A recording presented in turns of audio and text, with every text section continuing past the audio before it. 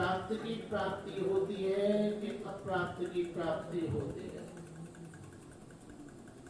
तो एक विचार सागर में पढ़े तो वहां पर एक देखो हमें जीव को स्वरूप नित आनंद कहत वेद ताको जो प्राप्ति के असंभव बखानी है। आगे जो अप्राप्त वस्तु ताकि प्राप्ति संभव है, नित्य प्राप्त वस्तु की प्राप्ति की विमानी है। ऐसी शंका लेसान कीजे न विश्वास हान, तायो कुतर्क बड़े भानी है। कर को कंकन खोयो ऐसो भ्रम भयो जाए, ज्ञान के मिलते में प्राप्त प्राप्ति जानी। कोई दूल्हा जा रहे हो और भाई एकदम ऐसा भ्रम भयो कि मेरे हाथ को कंकन गिर गए हो। पड़ोस में खड़े गए, उन्होंने बताया भैया कंकन तेरे को खोयो ना, कंकन तो तेरे हाथ में बंध रहा, तो ऐसा भ्रम है। ठीक उसी प्रकार से ये जीव सत चित आनंद स्वरूप होते हुए भी इसे सबसे पहला तो अपनी सत्ता का ही भ्रम हो रहा है। त्रिकालवादी तुम सत्य तुम, तीनों कालम जिसका बाद हो सके, विच्छेद न हो सके, निगेटिव न हो सके, परच्छेद जुदा न हो सके, जैसा का तैसा ही बना रहे। मैं मरूंगा आमस्मी नापन मृत्युरस्मियतानं भवेतः। उसे ऐसा भ्रम होता है कि मैंने जन्म लिया तो मैं मरूंगा, मैं जरूर नहीं। यद जायते तद मृत्यते, तो तुम्हारी सत्ता गई, फिर तुम सत्ता कहाँ हो? फिर अभी बता रहे थे सच्चिदानंद स्वरूप हो तो सत कहाँ हो? क्योंकि त्रिकालवाद है तुम, पर तुम तीनों कालों में है और तुम्हें भय है कि मैं मरूंगा। यदि भ्रमेते सत्य तुम तत्सत्रवाद तो छोटी कहती है कि अगर तुम सत्य होते तो तुम्हें भय किस बात का? तुम्हारी मृत्यु कहाँ पर है? यह सब मृत्यु काले में सूर्यता का यश समझते नो। अरे जिसे एक बार ऐसा ये ज्ञान हो जाएगा तो वह कभी भी इस भ्रम में तो आता ही नहीं है। इसे केसानम दृढ़त्वेन ज्ञानम प्रसुतानम आत्मसुजातः। तो कहती है कि जिसे अभी तो ये निश्चित हो रही है कि अभी हमारा केवल कहना ही कहना है, कोई वाचक ज्ञान नहीं है, आत्मज्ञान नहीं, वो ब्रह्मबोध अभी तक नहीं हो पाया है, जिससे हमारी सत्ता चली। सतचित मैं चेतन स्वरूप हूँ, मैं ज्ञान स्वरूप हूँ।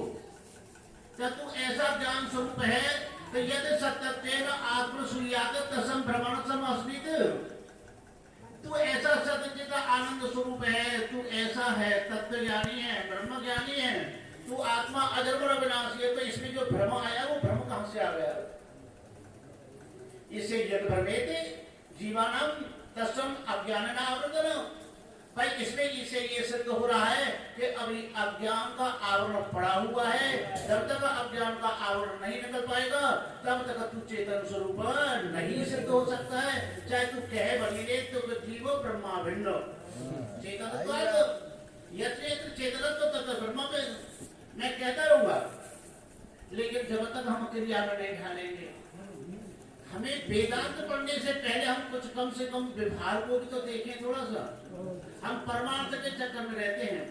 हम एक जगह प्रतिभाग पढ़ाने के लिए बनाए, एक सज्जन ने, उनके माँ बाप दोनों के दोनों थे और बीमार थे, और उन्होंने कहा बेटा तू जब पढ़ने के लिए जाना पहले हमने एक गिलास पानी दे जा।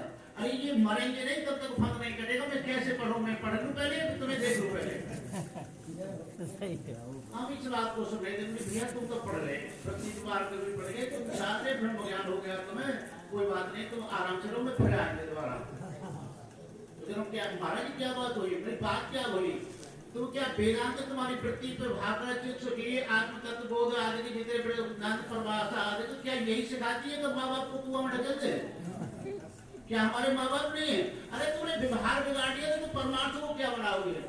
ये परमार्थ का भी तुमने देखा भी नहीं है। परमार्थ का बनाना क्या है? परमार्थ तो जो स्वतः ही सिद्ध है।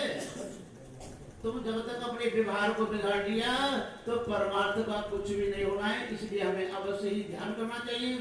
अब देखा है कि चित्त भी चला गया, सत्य भी चला गया, चित्त भी चला गया, अब रह गया आनंद। अब आनंद को देखें, देखा सब के सब कहते जैसे आत्माराम परश्वेतानम आत्मो सर्वकाम भवेत, मैं सदा ही सुखी हूँ।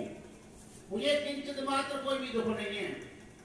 पुण्य रुक जाओ तो तुम्हारे घर तो सब परिवार ठीक है, करो जी बच्चा ये काम कर रहे हैं, ये परेशान करते हैं, कोई तुमसे तो ना बीड़ी तक ना देता हूँ तो, और मेरे जितने पेंशन के पैसा हमें समय निकाल ले जाए वो कोई खुशी ना, बहू रोटी नहीं देती है, ये काम करती है, आपको झगड़ा करती है, क्यों मुझे तो आनंद स्वरूप होती है, आनंद कहाँ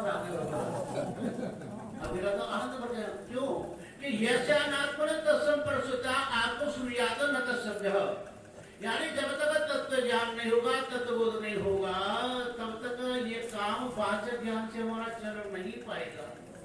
केवल हमें इस बात को देखना है। यही हाल तो दुर्योधन का हुआ था।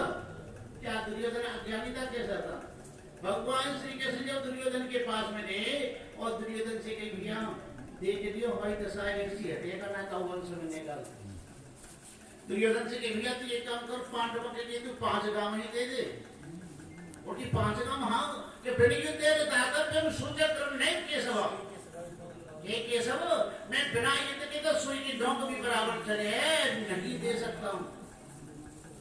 अगर कोई हाल हमारा होए तो दुर्योधन जी ने कहा तो मती है तो ऊपर है ऊपर।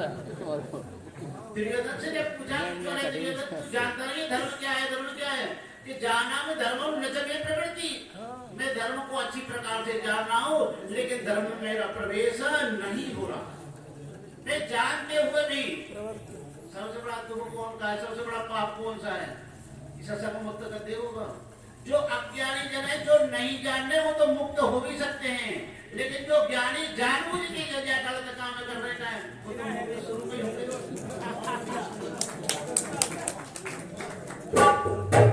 जाना भी धर्म में तो प्रवृत्ति, हम जाने धर्म को अच्छी प्रकार से जानने की मेरा धर्म है।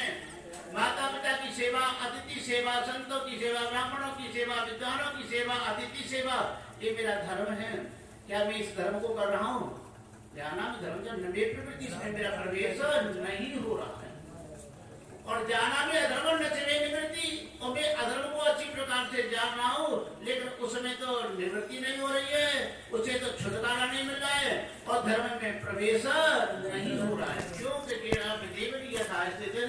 यथा नित्योक्ति से तथा करो मैं, जो मेरे भीतर बैठोगा तो जैसे कहोगा वैसे ही करना होगा।